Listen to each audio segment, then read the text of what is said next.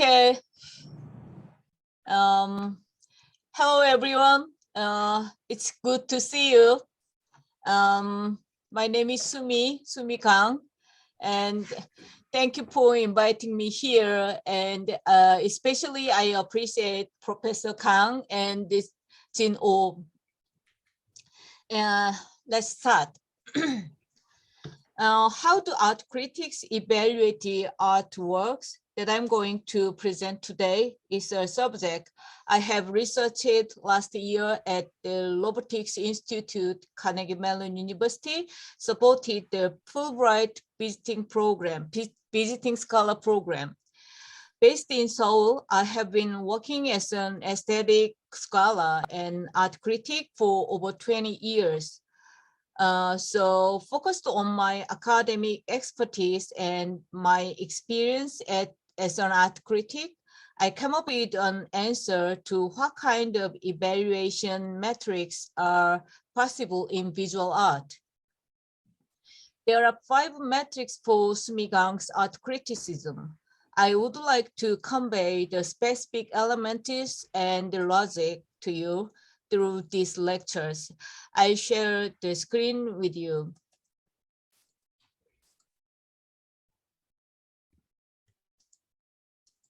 Okay.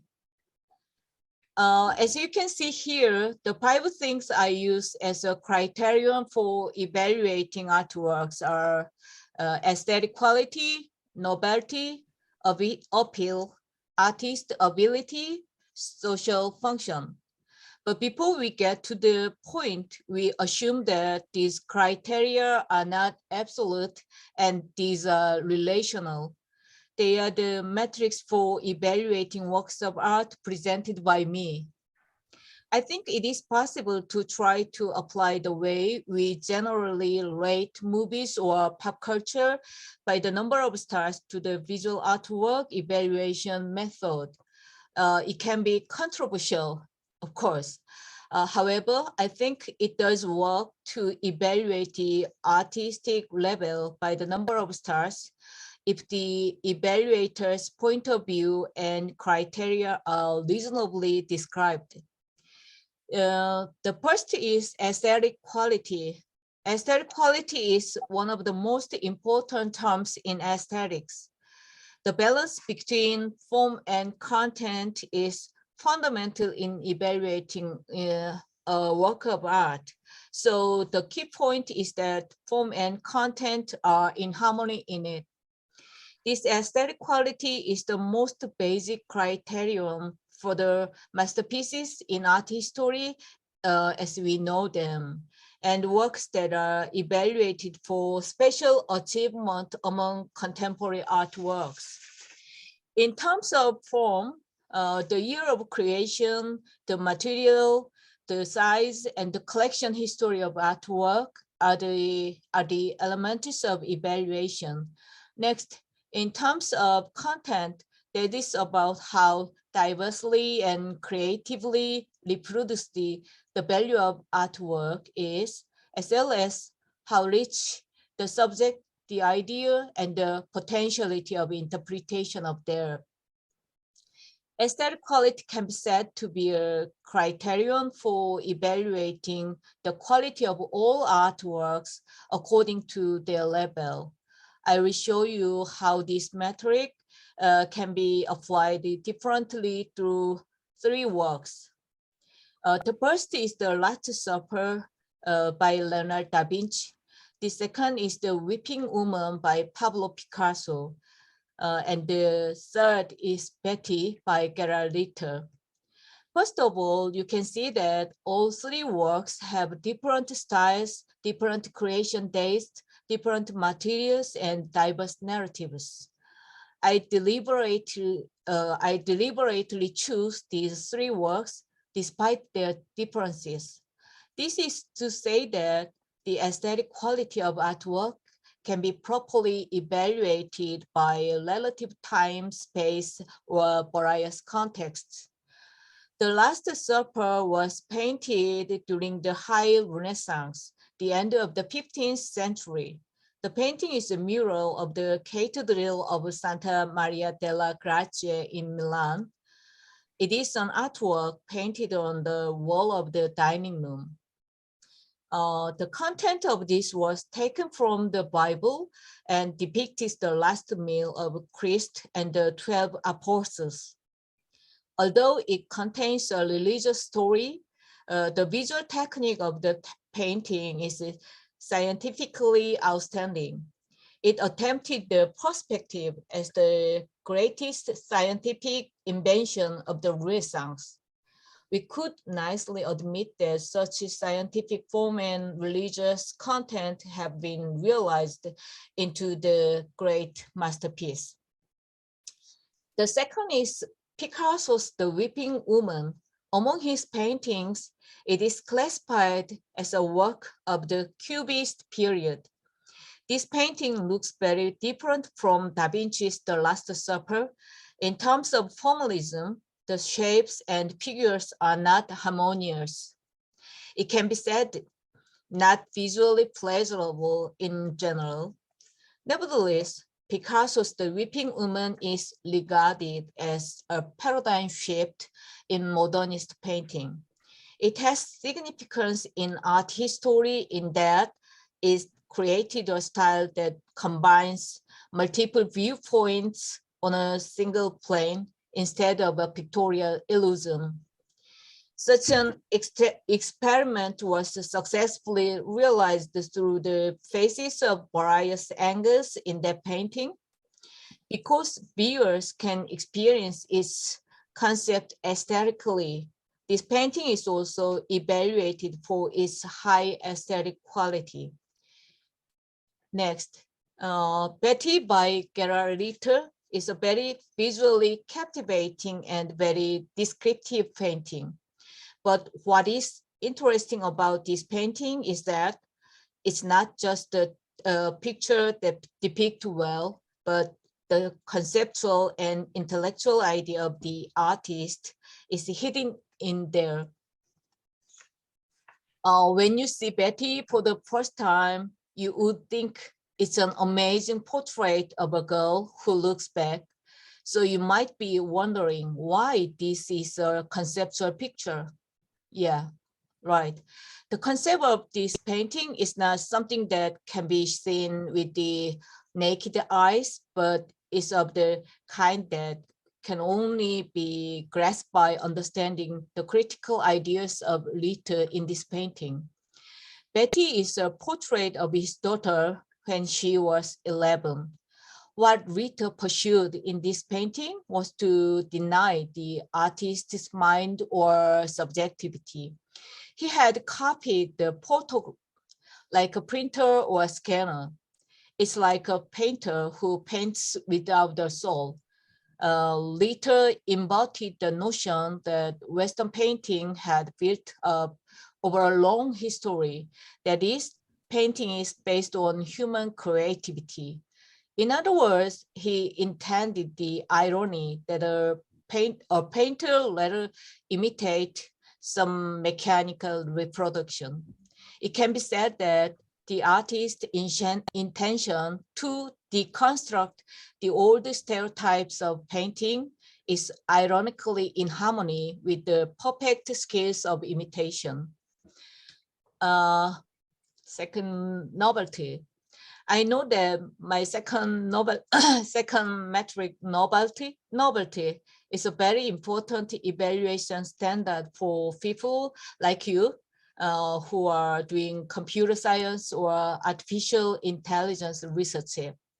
However, as one of the criteria for evaluating works of art, novelty does not simply mean the emergence of completely new things that are different from existing ones. Later, it is like a sprout that has just grown in an area with a very long history of art and rich in established contexts. It refers to works that explore the historical genealogy in great depth while discovering new values or new forms from it. A great example is Marcel Duchamp's Fountain. Duchamp is the most important artist who formed modernist art in the 20th century. And at the same time, he's a master who has had a great influence on contemporary art. He presented one of his very provocative works at the 1917 exhibition at the Society of Independent Artists, New York. Duchamp bought a men's urinal and brazenly put it on display with the fake name Almont. Yeah. However, this work was a ready-made product rather than a work of art. Duchamp presented the ready-made product as a new type of artwork, and eventually it was accepted as a part of art history and it became a representative icon of modern art. The fountain was initially confronted with fierce criticism and was rejected from the exhibition. However, Duchamp's experiment and avant-garde spirit are highly praised as he gave a logical answering, pointing out the limits of art conventions. Furthermore, it is evaluated as the most influential work of contemporary art to date. Then what is novelty at Duchamp's fountain? The answer is not the novelty of the material itself, but the novelty that has changed people's consciousness and perception of object and art. A second example from novelty is Andy Warhol's canvas soup cans. Canvas soup is a commodity that anyone can easily get. However, Warhol appropriated the image of the product as an art gallery rather than a supermarket, just as Duchamp brought men's urinal into the art world. In this sense, there is nothing new in the image itself. There is novelty and innovation in terms of transferring them to a completely different place from the realm where they were originally and have been used. What is novel about such a provocative idea is that it broke the conservative category of established art with the world of mass-produced American products. The slide is an installation view of 32 canvas soup cans on display at MoMA, Museum of Modern Art, New York. If you look at the photo a little more carefully here, you could see that it's not the typical painting display. 32 silkscreen paintings lean on the shelves like real cans on the market. In doing so, Wall allowed people to think about where canvas soup cans silkscreens came from. It means that the dynamics of commodity and fine art from a different perspective, not the logic of money or consumption. At that point, you can evaluate Warhol's display as new. Joseph Corse's art as idea also should be considered very new art. His work repeats the normative idea about what is art. For example, definition is a work that took a picture of a page of a dictionary that defines what definition is. That was the beginning of conceptual art, which contained his assertion that art is not only a material object, but can become a representation of concept and or ideas. These are early 1968 works by Corses exhibit at Art Basel 2016. Why am I showing this picture to you? Art Basel is the world's biggest art fair held annually in Basel, Switzerland. I choose the photo to want to show you that Corses' conceptual works are displayed and sold in such a big art market. The third metric for evaluating works of art is the appeal. The German modern aesthetician Walter Benjamin interpreted beauty as follows. Beauty is, for example, the appeal that a work of art sends me. According to Benjamin, just as your ancestors were drawn to the beautiful object, so you are drawn to it, and it is the appeal of a work of art that makes it possible to agree with it across the generations.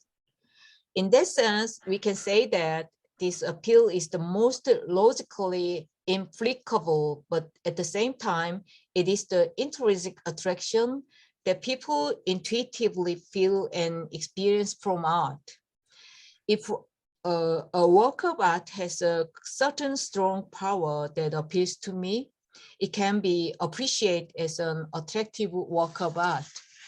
However, if I emphasize the intuitive aspects of the appeal, you could misunderstand the appeal of artwork only as a sensory or psychological element, but it's not. There is also an intellectual appeal. The premise here is that most works worthy of intellectual appeal have conceptual content accumulated in them, and the interaction occurs when the viewer has that level of visual literacy. It means that you have had art theoretical training. It will be easier for you to understand with the examples. There are three works. One is an ancient Greek statue called Venus. The second is a painting of landscape with the fall of Icarus by Peter Bruegel the Elder. The third is the famous Vincent van Gogh's Sunflowers. Although these three works are all different in materials, sizes, periods, regions, and styles, I would like to emphasize that each of these works has the power of their own appeal. Even if we are not educated on how aesthetically beautiful this Venus is, we feel the sculpture is very beautiful or she looks great and comfortable when you look at the poses, facial expressions, and hair descriptions in this work. The reason would be unknown, but the sculpture can be highly appreciated in because it attracts viewers. Why I choose Bruegel's The Landscape with the Fall of Icarus is that I want to argue that appeal also has an intellectual side. First of all, this painting is attractive as a landscape because it is rich in color and there are many things just to look at. However, it can be rated as intellectually appealing because of the interesting things that those familiar with the story of Icarus discover as they slowly open it up. So at the first glance, it looks like a calming landscape of the countryside and the sea, but there is a trick. If you look closely, you will find that the artist had deliberately described the entire subject of this painting in places that are difficult for the viewer to see.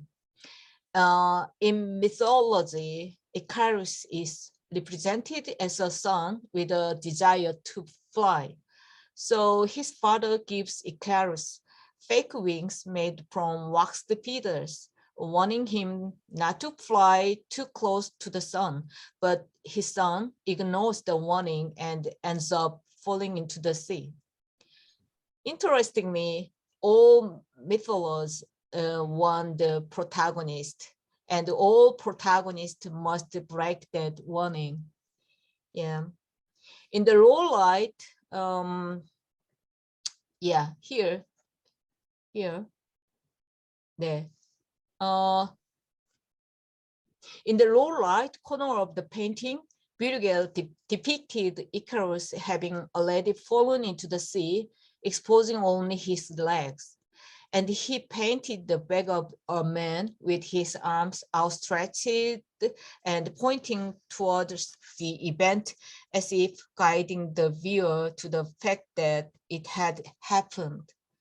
Like a picture puzzle, this painting has an appealing, mysterious twist.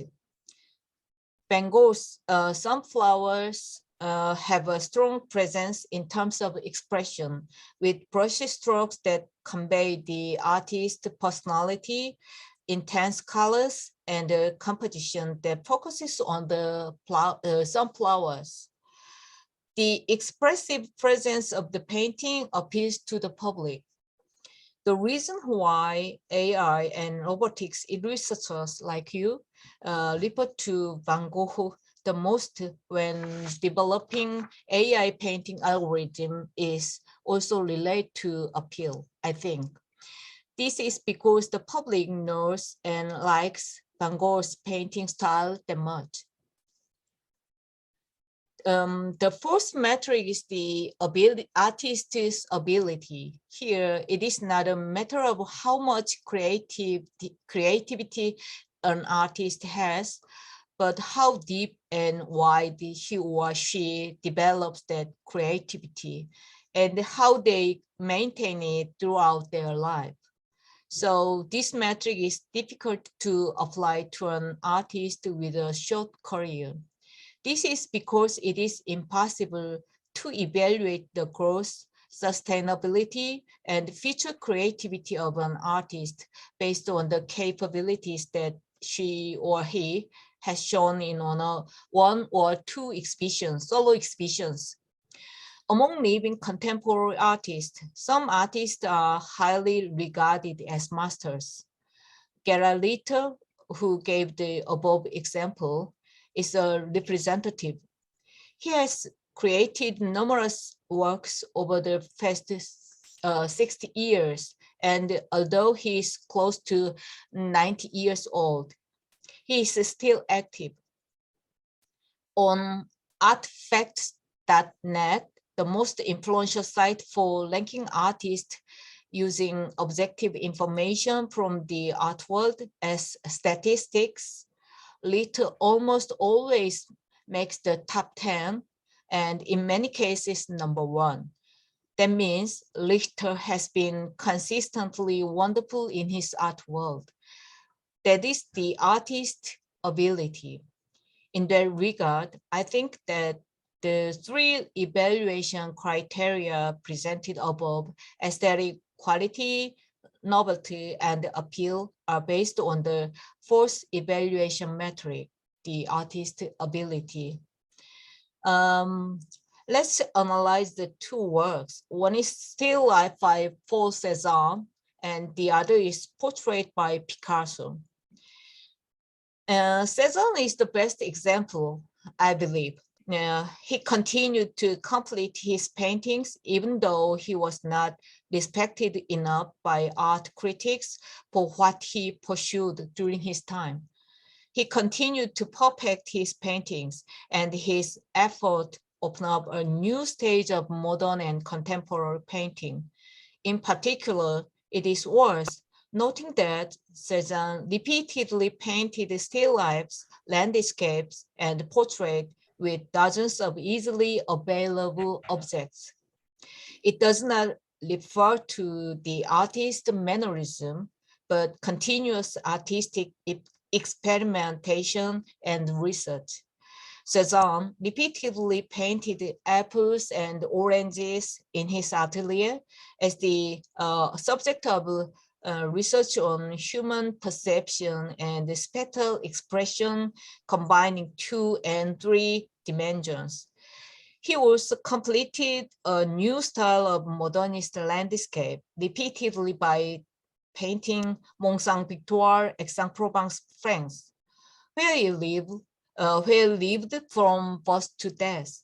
In addition to his unfinished works, Cézanne left 900 oil paintings and 400 watercolors. You can also think of the artist's ability through the portrait of Angel Fernandez de Soto, painted by Picasso in his blue period. Picasso was an artist who lived very long and enriched his art world during his long career. The number of his works alone reached 30,000. Only Picasso has put such diverse and pluralistic art into practice. He painted a dark and heavy mood from 1901 to 1904, caused by the suicide of his friend and his depression. It called Picasso's blue period. The portrait was painted during that period. At that time, Picasso mainly painted in blue, and the art historian named it the blue period because blue also means depression. Since then, Picasso had continued to change and develop, divided into the Rose period, the African period, and the Cubist period. Picasso was a genius, of course. However, it can be assessed that his artistic ability was very high, as he went beyond his talent and did not stop his various artistic experiments until his death. My last evaluation metric is the social function of the artwork. This means that artwork's role in our society also can be judged as an important aspect. The social function of the artwork can be interpreted that it criticizing aestheticism or art for art's sake. Contrary to them, my position is that support the works of art, which play an aesthetic and public role simultaneously while actively interacting with the community. For example, a work of art can serve to convey a socially meaningful message or critically illuminate many negative and problematic phenomena in society. It's the social function metric that evaluates the level of complex interaction that a work of art has with politics, economy, society, religion, culture, etc.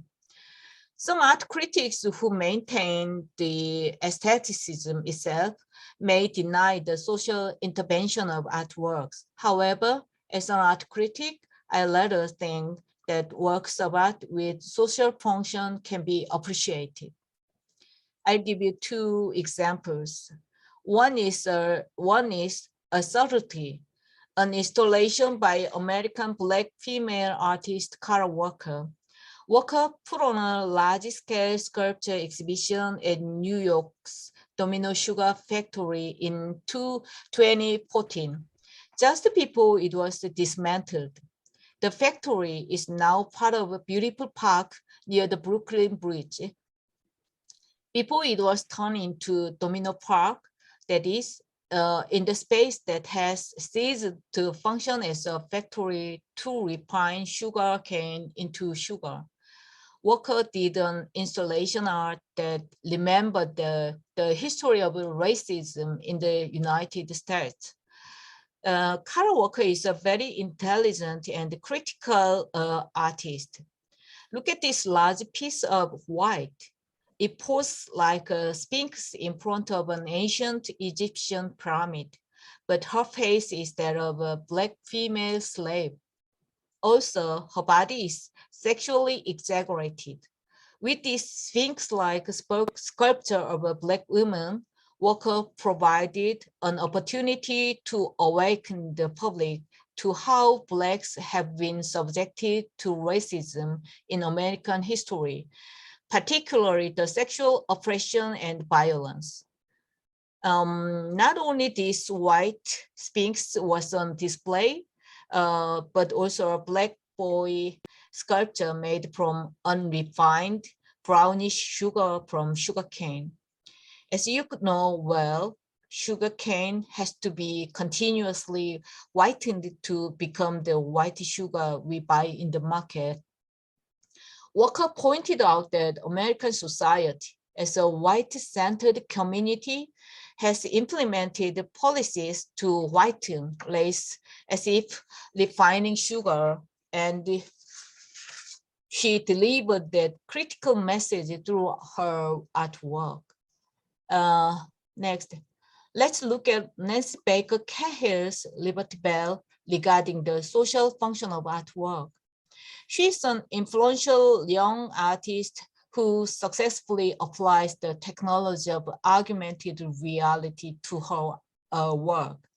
Cahill's work belonged to AR public art, that is, augmented reality public art in terms of genre.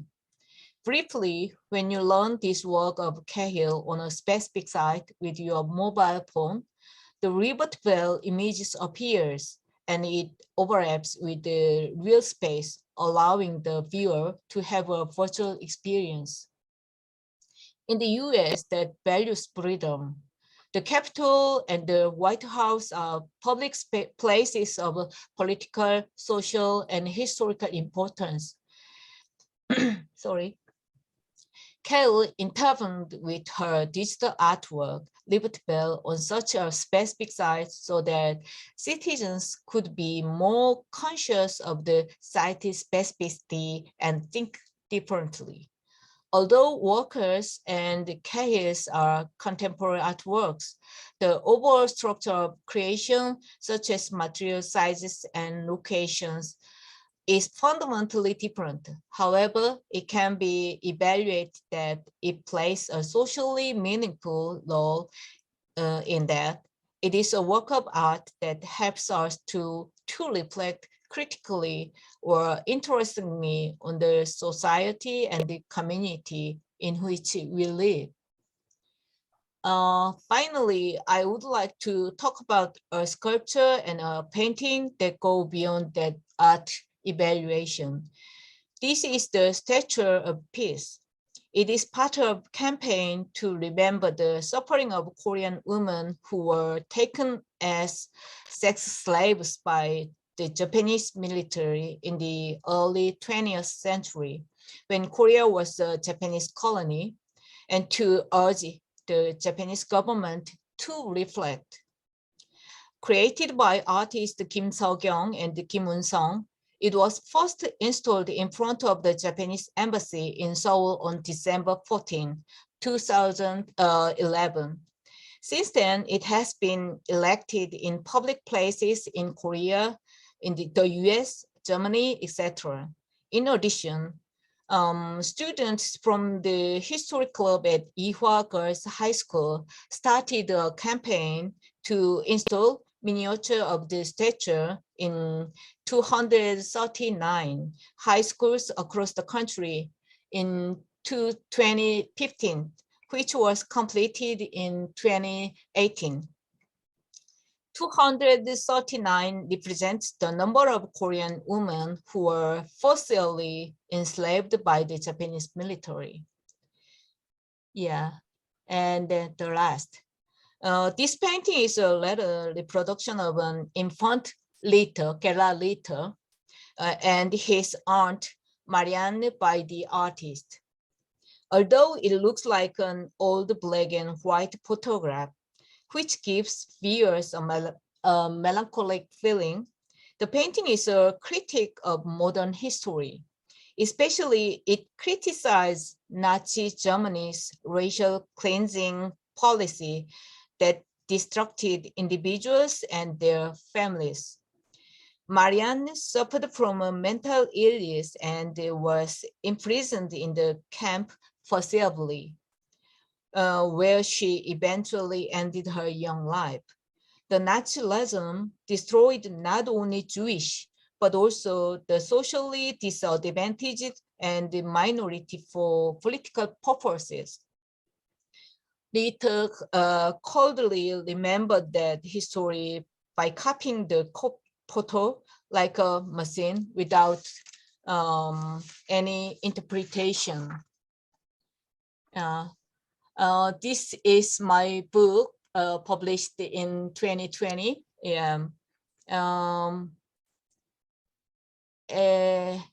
Yeah. Actually, in that book, I analyzed the structure of contemporary art and the social function. And I want to quote some sentence. In the field of contemporary art, the performative is not limited to art itself, but refers to artistic practice in which society and the individual, aesthetics and the ethics, reality and the virtual reality, and the humans and technology interact. And the last, I believe that some artworks have a historical and social significance beyond the aesthetic evaluation of art critics. Art exists within our societies, in our communities, and in ourselves, and not vice versa. Thank you.